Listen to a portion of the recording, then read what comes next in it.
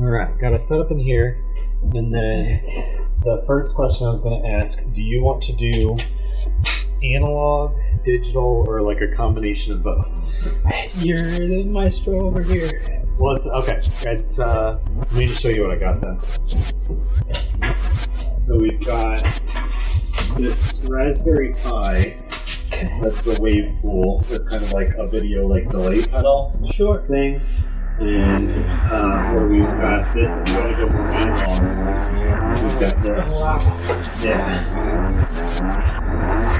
This one, fuck it. Cool. Yeah. Totally. Let's get count.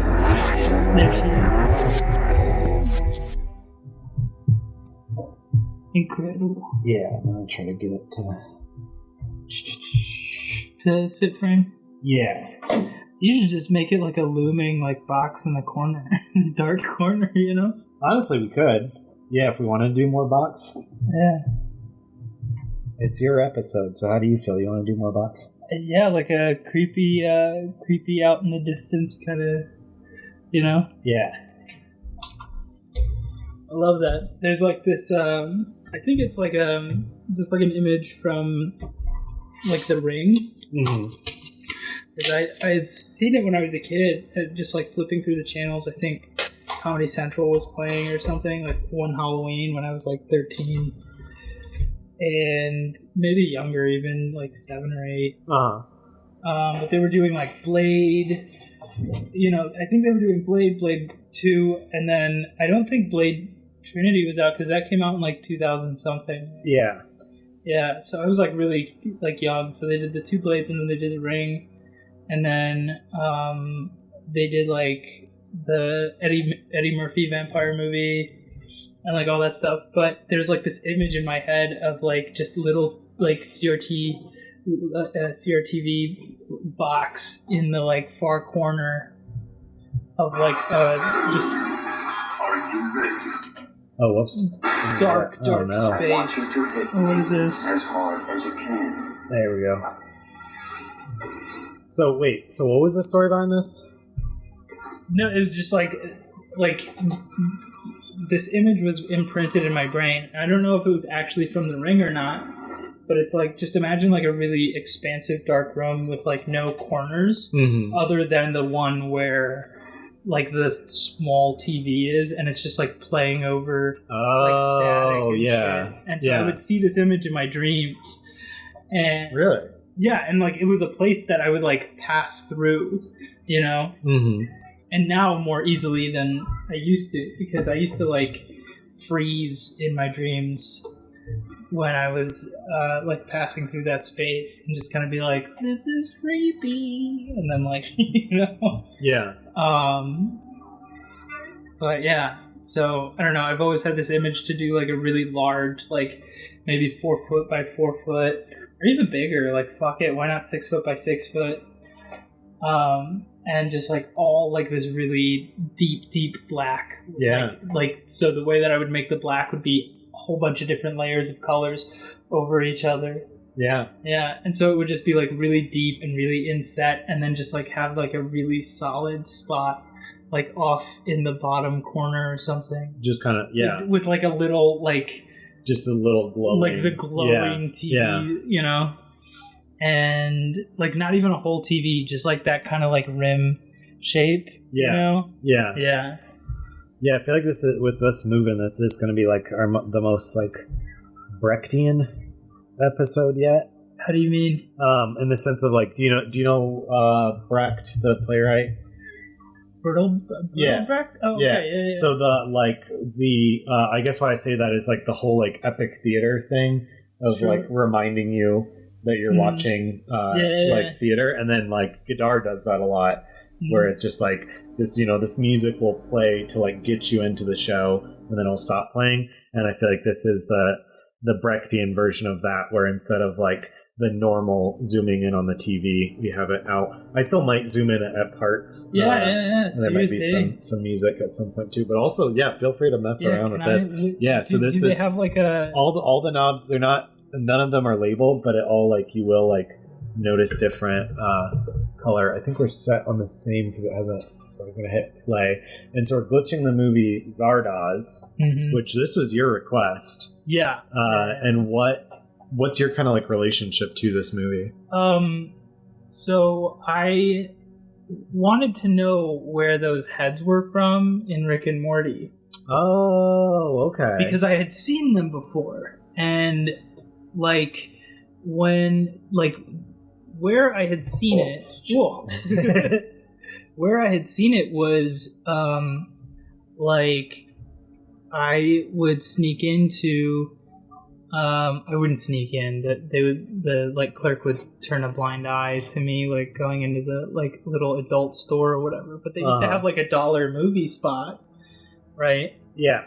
And they would have like actual films, not like pornos. Yeah. And do you remember what store it was? Oh no, I have no idea. Just to kind of fuck around with these knobs. I can like swear and shit. Yeah, absolutely. Yeah, it's just going on YouTube. Yeah, you can move any. Yeah. Yeah. So. Yeah, this guy right here is Zardoz. So.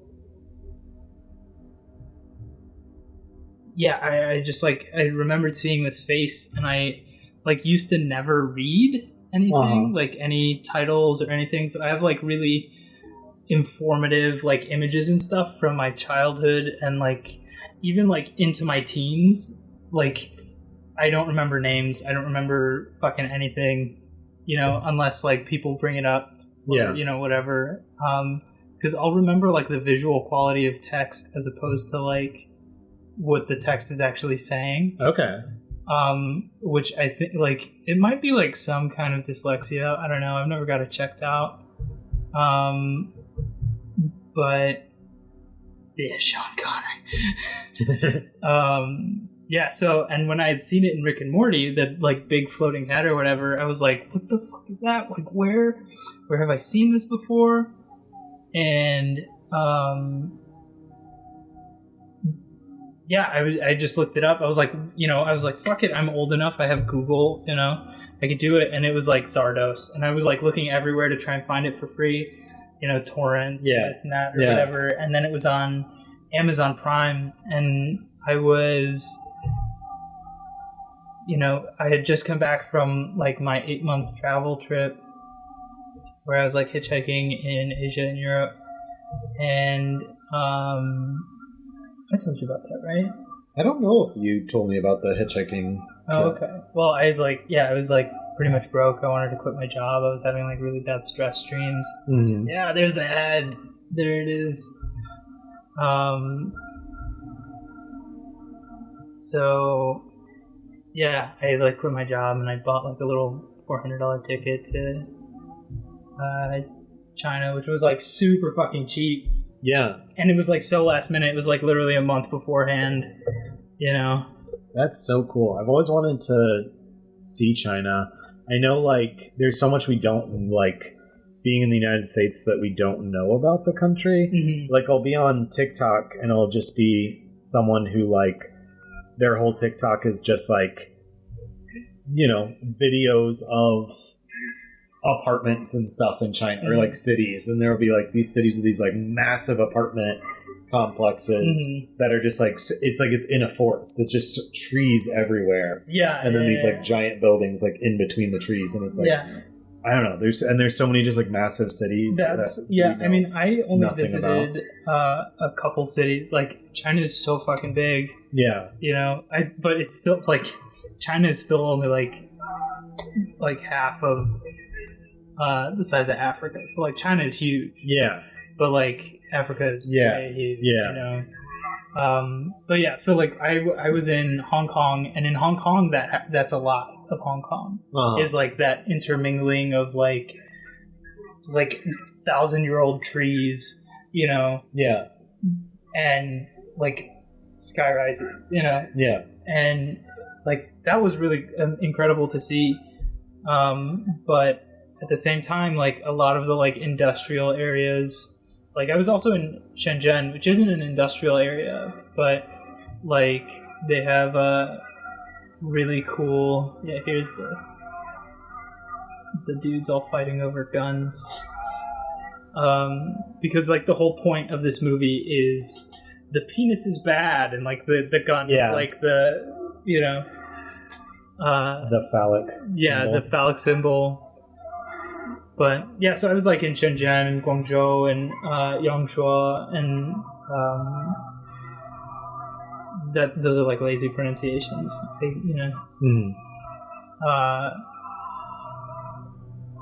There's Sean Connery. I love just the iconic outfit. Yeah, just the so fucking ridiculous. loincloth. Yeah.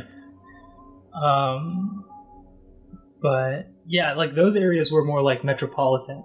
Mm-hmm. And then like rural area, like the metropolitan areas would quickly become just like forested areas, which I sadly could not go in because I think like people, like white people, go into these woods and these like nationally protected spaces, and will like go camping or like try and do their like permaculture project or whatever. Because China is incredibly fertile. Like, China's land is incredibly fertile. It used to be the bottom of the fucking ocean. Yeah. So, like, there's just all kinds of mystery and good shit over there.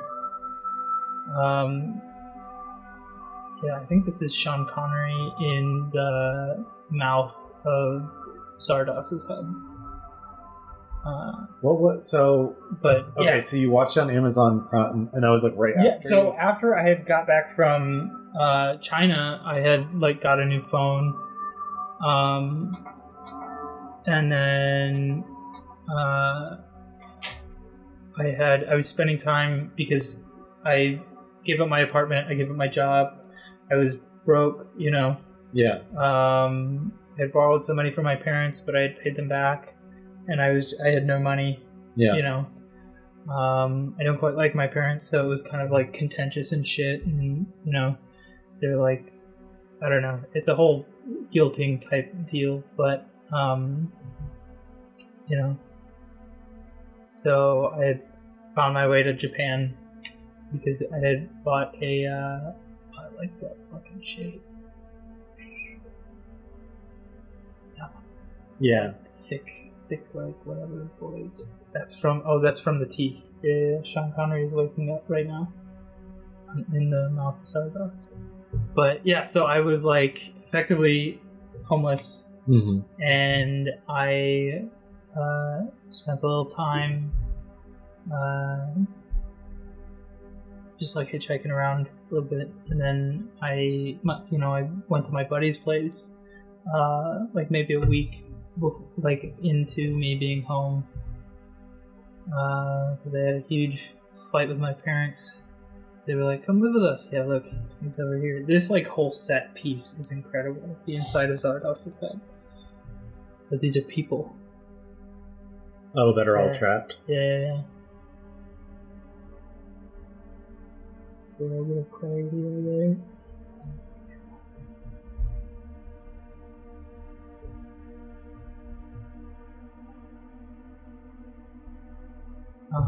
But yeah, so then I was at my buddy's house and he has Amazon Prime because he works for Whole Foods, and he like was taking their they have like a discount thing or whatever for employees. And so he had still been like siphoning it from people, and yeah, he's like way up in the clouds, like looking at the mouth. But he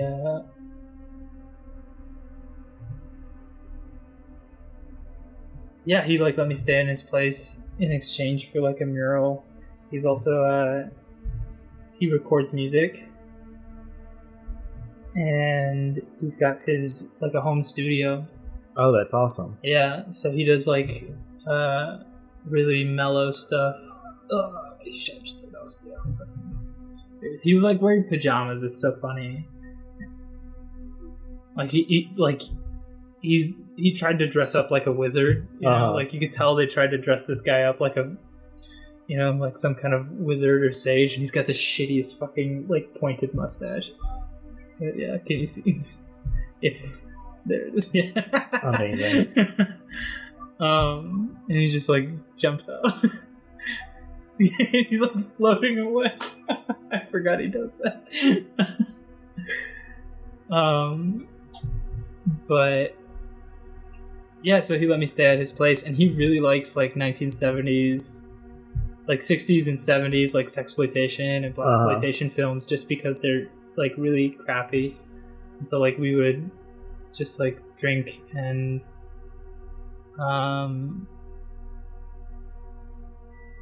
we would just like drink when he got home from work. So I would like do housework and he would pay me a little cash, and then I would do some of the mural, and then Nice. you know, and I refinished just a little bit of his basement and shit. But When did you this was like right before the pandemic hit. This was like that, like October, November, December. So I stayed with him in November and December. And then at Christmas time, my parents were like, yeah, we want to like talk and shit. Yeah. Okay. And then, so I like moved back in with them for a little bit.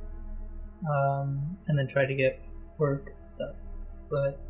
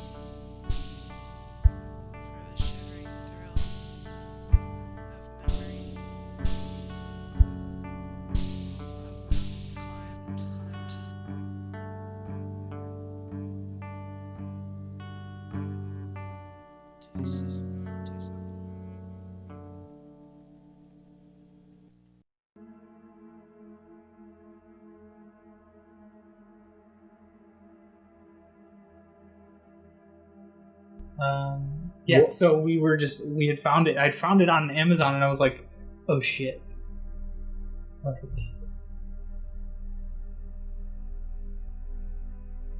so I was like, I gotta watch this. Yeah. Yeah. What was your how did you get started? I wanted to ask, how did you get started in art, just in general? And then talk more like in depth about your relationship with tattooing. Oh, sure. I started drawing when I was a kid, you know. I mean, like most people do, you know. Most people like pick something that they're interested in. Yeah. And they kind of like stick with it.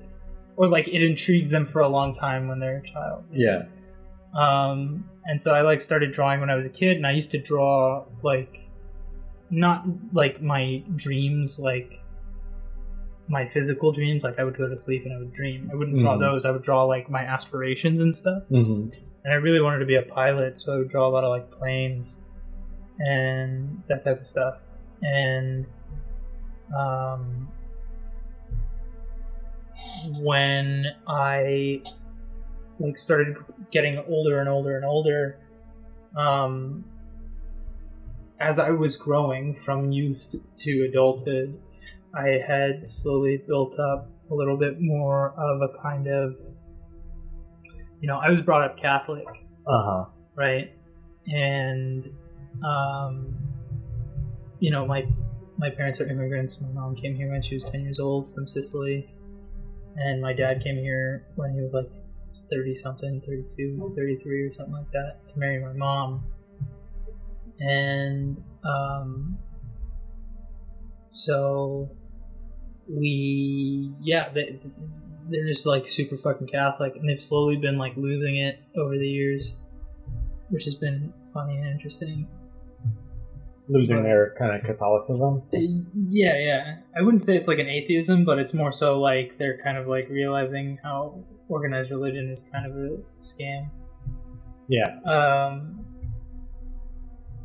Like, you don't need organized religion to be... These are all the different Zardoz, I think.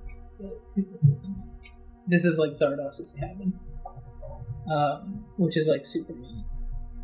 So anyone who watching this is like super... If it's nauseating to... I'll let them be nauseated. Yeah. Well, usually I just like set it up and like zoom in, but since I like started out, then I was trying to zoom in and I was like, I got that just giant black bar at the bottom, but it's whatever. Yeah. We'll go back to the box for a while. But yeah, so like I used to just like draw planes all the time, and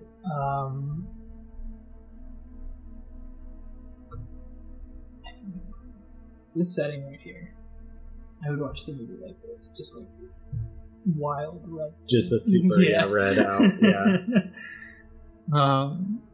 But this is the hologram, I think.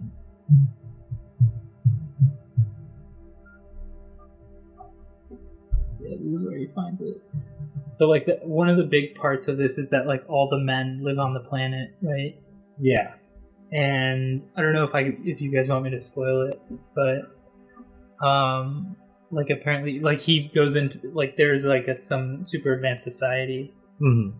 And he like goes to find it because he's like the one man who is curious and like is not sick of war, but like is trying to be like kill God and whatever. Yeah, yeah. Which I think is great. So I feel like this is actually really funny. I'm making this observation now. I'm not a man, right? Mm-hmm. I was for a short period of time, but I didn't understand what like gender and sex was for a long time. Yeah. Pretty much just like what they tell you. Like you have, if you have pee-pee, it goes in vagina. If you have, this type of stuff, that normal shit, the cishet, whatever. Mm-hmm. So when I was a kid, none of that shit really mattered to me because I was like really focused in my own head. Yeah. So like a lot of my drawing was just like me coming up with characters and like me coming up with stories. And for a long time, like I would just like look at graphic novels. Yeah. I wouldn't like check them out because I didn't want to have to pay the fee or whatever. And I knew that I would just like keep the fucking book. It's like free book. Yeah. Like let me, so I would just like look at graphic novels and like comic books and like, I don't know. I would just like relate a lot to all the different characters and stuff. Mm-hmm. A lot with what's his name? Nightcrawler and oh, totally. Wolverine. Yeah. I really like Nightcrawler and Wolverine. Especially Nightcrawler with being raised Catholic too. Oh god, yeah. And then the X-Men in general is just like there's so many LGBT people like us that relate to the X-Men heavily because it is just like it's a metaphor for that. The point where like at some point in the comics they go to San Francisco where mutants are more accepted. Like, it gets very on the nose at times. Yeah. It's but yeah, so like I was I was really not necessarily obsessed with them, but I like really liked comics and graphic novels and manga, and so I like would draw those a lot. And then I started just like filling up my schedule with like art classes after like, because I went to Catholic school for 4th and like the beginning of 5th grade, and then I transferred into like a regular school, and they were like, you need credits or whatever, and I just like filled it up with art classes, you know? Yeah. And then from there on, it was like most, like if I had any other class other than like the academic credentials, it was just art classes. And so I like tried my hand at jewelry, and I tried my hand at like all kinds of stuff. I was mainly doing like a lot of drawing classes, and I took like astronomy and stuff, but like that was just more so because I really liked the teacher. He would just kind of, he would kind of swing by the classes or whatever, you know, just to get like photography help, because one of my painting and advanced drawing teacher was my advanced drawing teacher was a gymnast. I was a gymnast at one point, but I broke my foot. I never went back. Which I should have. I should fucking regret it every day of my life. Not really, but you know. Yeah, so I, you know.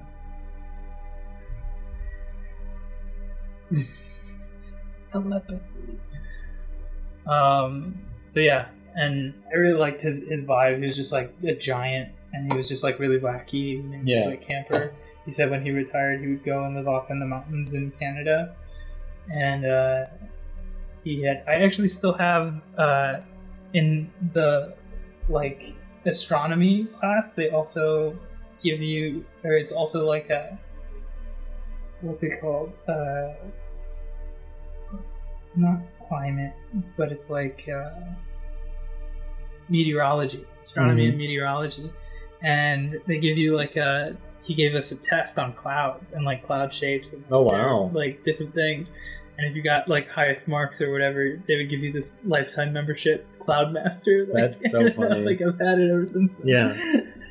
So, which is really funny because now I like paint clouds all the fucking time. It's like my go-to, just like, you know, relaxing, like zone out. What would you say is like your kind of chosen like favorite medium? Well, it shifted through time, but I would say drawing. Yeah. Has been the most consistent and the most long term, like long running. Because in high school, I had a friend who had a tattoo, and they were like 16, and I was like, "Shit, that's so fucking cool! I want to, you know." And like, I always drew my characters with tattoos, and I was like, I don't know, you know, it's not coming out of anything other than like me thinking tattoos are cool. But you know, my parents were crazy and Catholic, and they're not crazy. They're kind of crazy, but just as much as anybody else, you know. But they were like, "Why would you do that? Putting a bumper sticker on a Ferrari and that type of shit," you know? And I was just like, I'm just gonna be a tattoo artist, you know? I'm gonna do it. And we're like, we're not gonna stand for that shit. And then I would like secretly go and try and show up my portfolio, like my shitty high school portfolio, to these different tattoo shops in the area. And like, one of them actually took my portfolio because I had like started actually drawing like Flash in that one. Oh, really? Yeah, like American traditional Flash. And they took your portfolio? And they took it, and they were like, "We don't know who the fuck you are," when I went in there to get it. Because they were like, "You can leave this here and we'll call you in a week to see if, like, you know." What the fuck? Yeah. Yeah. It's fucking crazy. Yeah. And I don't think that tattoo shop is over there anymore. Okay. I don't even remember the name. It wasn't Color Theory. It was it's right off of Ogden. It was like across the street from the comic book store, from the Graham Cracker Comics off of Ogden. Okay. Downers Grove. It was like Phoenix something. Okay. I think was the name of the tattoo shop. Color Theory is like way out south. They stole it? Wow. Yeah, they took it. It was like, I wonder if anyone's walking around with like flashes that you designed. I've had so much art stolen from me. Yeah. Like, I shit you fucking not. Like, that was not the first, because I used to draw porn for the kids in high school. Oh yeah? Yeah. Just commissions? Yeah. So I would be like, you know, $5 and I'll draw you some tits or whatever. Okay. You know? That's so funny. Yeah. I was like a weird kid, you know. I was a weird little kid. I don't think that's that weird. I mean, it's the same it's as not like weird, but it's like, you know, people selling their Adderall or Concerta prescriptions or whatever. Sure, but what I meant is more so like, you know, like had the hustle mentality. Yeah, the hustle mentality. Like, this is coming from a kid who would like, you know, straighten out the curly hair, you know, the shit, and like it would look like really bad and like puffed out and weird, and it was like almost if Pete Wentz before he was famous. Oh yeah? No, it wasn't. It wasn't that good. Pete Wentz's hair was a lot more curly than mine, but I think he's like Haitian or something, right? Something, yeah. He's an Islander, yeah. But okay, so so I would like sell porn occasionally, and then on occasion I would like do some like mild drug running. I guess I would, you know, like people would buy stuff through their cell phones or whatever, you know, from other kids in the school, and I would just like take it from one place to the other because I was an art kid. I was in the art classes. Okay. So like, you know, I had not free reign of the halls, but like I could leave it and just be like, look, I'm in studio. Like, you know, like I'm doing like the budget for the art department, which was fucking terrible. They let me look at it one year. It was like $4,000 or whatever, and then there was like an extra $1,000 or whatever that my teachers all pulled together. Like, it was bad. Wow. And, like, this is like one of the, like, this was Hinsdale Central. This was like a top school. Yeah. You know? Or like full of rich kids, you know? They had like a $3 or $4 million football field, you know? And it's like, shit. Yeah. Pennies, scraps, you know? Yeah. And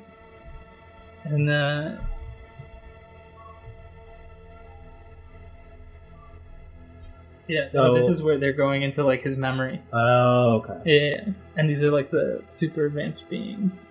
So he's like frozen, and they're like inspecting him to see if they should keep him or not. And he's got like that Zardoz mask on because he's like one of the leaders or whatever. And they just go around killing each other. But yeah, so I was telling my parents I would be a tattoo artist and stuff, and they were like, "That's not gonna happen. Like, you should go to college." I was like, "I want to go to like, what the fuck am I gonna do at college?" You know.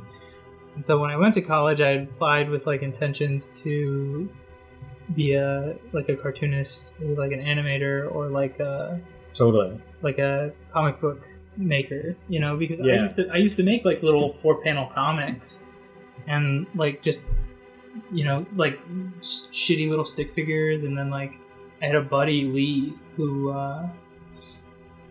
like real weird kid. I met this cat in Texas when I was living out there, and he would fold like sheets of like lined paper, and he would make like action comics. And that's sick. And he would like staple them together. And I would just like read them and just be like, damn, like this fucking wizard guy has a sword and he's fighting this big ass snake. Like, you know, here I am making like literally memes, like stick figures shitting on each other's heads. Yeah. You know? And that was actually my not the stick figure shitting on heads, but just the relationship of comics was my kind of relationship with art school too. Was that I really wanted to do comics. I had started out in graphic design. I went to vocational school for graphic design in high school too. And then so when I got there in college, like the basic classes that they're making me take, some of them were just like such a joke, like where it was just like the teacher didn't like, I felt like at times I knew more than the teacher, and not to sound like pretentious, but it was just like annoying. Yeah. And I was like, I felt like I was wasting my time. So I was going to switch majors, and I really want to do comics. So originally I switched to drawing and painting, and that was but then I found out right away at the school I went to, Southern Illinois University in Carbondale, it may have changed now, but when I went, especially drawing and painting, it was you only drew and paint things that looked like things. Yeah. So before you even took like the super academic. Yeah. Before you even took figure drawing, you had to have like 4 semesters of just drawing still lifes, and then a semester of painting still lifes, and then figure drawing was so like, much fucking credential. Figure drawing was like the figure drawing class. Figure drawing was like oh shit. Figure drawing was like 2 years just of, drawing the figure, learning how to draw the figure, and then finally you got to abstraction. But any kind of like comics or anything like that was just like not really an option. Yeah, they really don't accept it. So I was going to switch to either printmaking or philosophy, because I really liked philosophy and I really liked all the philosophy classes I had taken. My dad actually talked me out of it because he was afraid of just like the fact that it'd be like wasting time and money if I were to like switch completely out of the department. So he, convinced me to switch to printmaking, and that was good for me in the sense that my kind of main reason for doing that is like I liked woodblock printmaking, and also the professor, as long as it counted as prints, he let you do whatever you wanted and really like did a good job of tapping into what the student was trying to get across, as opposed to some of my painting professors. There's like, no, you're painting a still life and it has to look like a still life, and that's it. You're not allowed to do any abstraction in this class. Whereas that, I feel like Travis, that professor, was like just way more in tune with trying to get across the art that the artist wanted to make. Didn't just see you as a student, but saw you as an artist, which I really appreciated. That's good. That's a respect that a lot of teachers don't have for students. Yeah. It's like that they're never gonna you're a bad teacher if you can't do that. But so I ended up doing like woodcut comic books, and that's actually this. That's super fucking cool. Yeah, this tattoo is from Passionate Journey. Yeah. Because what I realized through, I think my professor may have put me onto this, and then just like, but there's a whole like tradition of like wordless books, but like kind of proto comic books that were like either woodcuts or wood engravings, where each page was like the full page. So it was before kind of like the panel format, right? And this sequential art, to tell a story. Honestly, I might get back into comics. I still do it.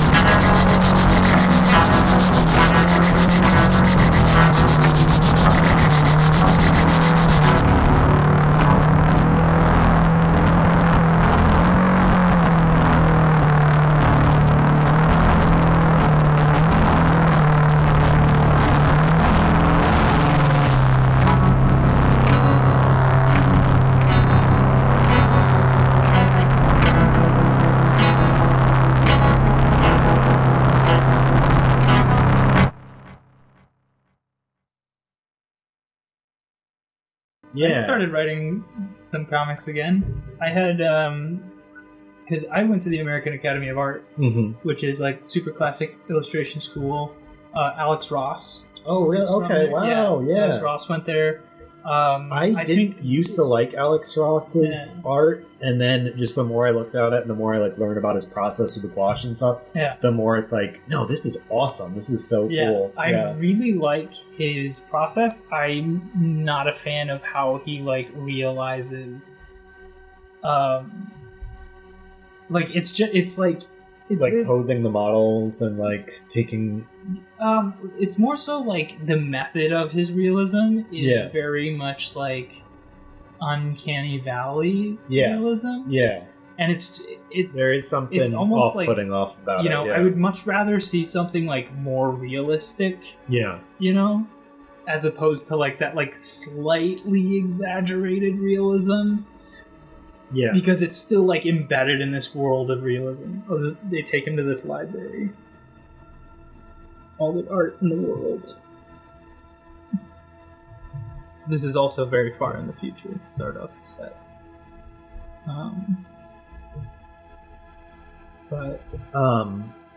So I went there, and another incident of art being stolen from me, not the last time, right? Yeah. Was we had a project in one of my English classes where we had to make a 20-page comic book. And I made a 20-page comic book, and I bound it really nice in like this thick cardboard paper with like, I like hole punched and put like brass inlets in the side. Like I was like, I did it, Yeah. And I had done it in like 15 hours. Like the 15 hours before I had the class. Yeah. And it was about this artist who like realizes their potential or whatever, and then they kill themselves, and then they are kind of like put back into their position at like the orphanage where they're watching the TV. Okay. Yeah, and so like they had a TV head, and like all the characters had like animal like features and stuff like that. And because I used to have this reoccurring dream of like this TV-headed person walking through like a city. And it would look like woodcuts. It would look like the really intense, like almost like Kathy Kollwitz, who I'm still fucking obsessed with. Yeah. Her work is fantastic. Definitely an inspiration for me.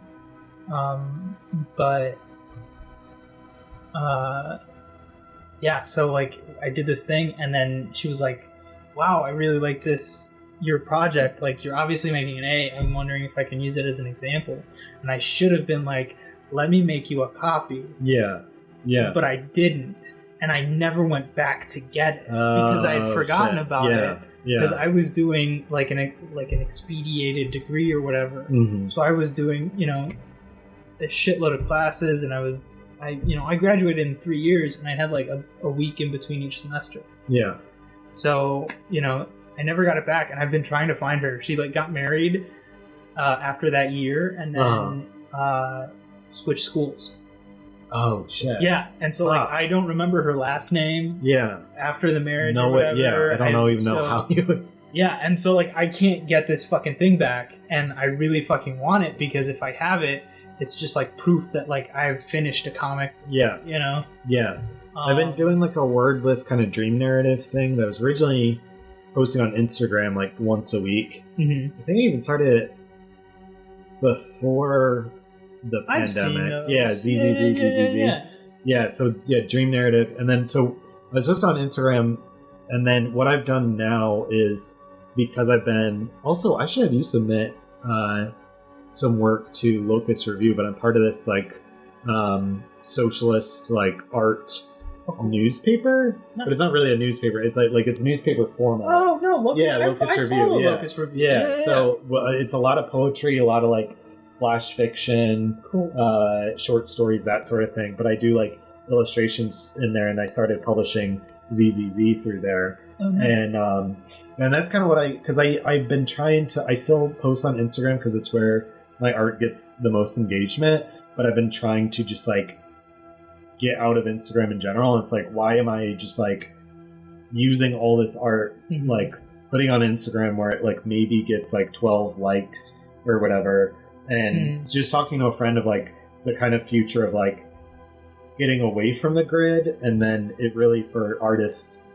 maybe the next step is just almost bringing back just websites. You're just an artist who has your website. Yeah. So I've been publishing just 3 pages of it through Locus, and then when it catches up to what's already on my website, just like after it's on Locus, then put it up there. And I want to do kind of more comics just on the website in general. And then got started with this this show as kind of a pandemic, a quarantine project. Yeah. Well, because I'd done glitch art with still images, and I'd seen so much video stuff that I really just was interested in that, and then kind of got a little addicted to it because it's so I don't know, it's really cool. I really like the image quality. Yeah, and it's like painting with, you know, as opposed to painting on canvas, it's like painting with the colors on the TV screen and using the CRT as a canvas. It's really funny because it's like, you know, to get the color, they're overlaying a bunch of layers, you know? Yeah. And, like, this is how I paint. So, like, I'll, you know, if I want certain colors, I'll overlay thin layers of clouds, you know, effectively. Yeah. And it's like they kind of, you know, give it this, like, iridescent moving quality. Yeah. Which is, like, I love that. I you know, it's, you know, trying to capture the like sublime nature of like sitting and observing a moment, you know, and like you can see all the different color layers. There's like the green, the red, the yellow, and all that stuff. And like, let me see if I can focus just a little bit whoa, it's in the opposite direction. But it's like this. The actual scene is like this beautiful, like forest that they're walking through. Like he's got him in like a little rickshaw, and just before they gave him like the brain of the like elder people or whatever, so like they gave him, you know, it's like a Prometheus story, you know, where he gets fire, you know, and so he was working in the bakery with like the lower class of the like elder folk or whatever.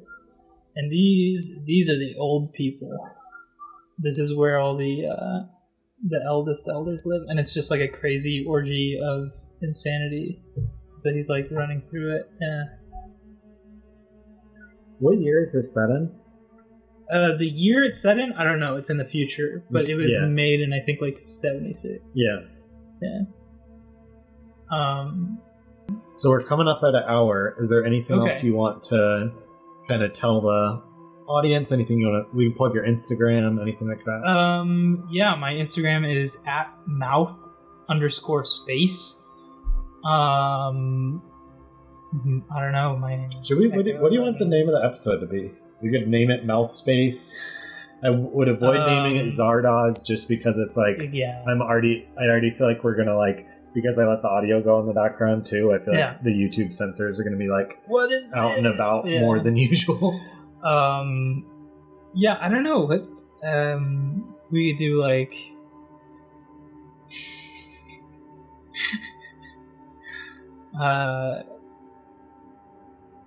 like all I'm thinking about is the cock gun. But the cock gun would be a pretty cock gun would be funny. Yeah. Episode name. That's the subtitle. Especially, I kind of like that too because it's just like, especially with the episode starting with like me dropping the camera, going in and out too. Yeah. Yeah, I don't know. We could do like video title would probably just be like Mouth Space, the cock gun. Mouth Space, the cock gun. Okay, I like it. Yeah. Awesome. Cool. Well, thank you so much for being on the show. No problem. Anytime. It was a great time. I don't know if I answered those questions. No, I think you did great. Yeah. Cool.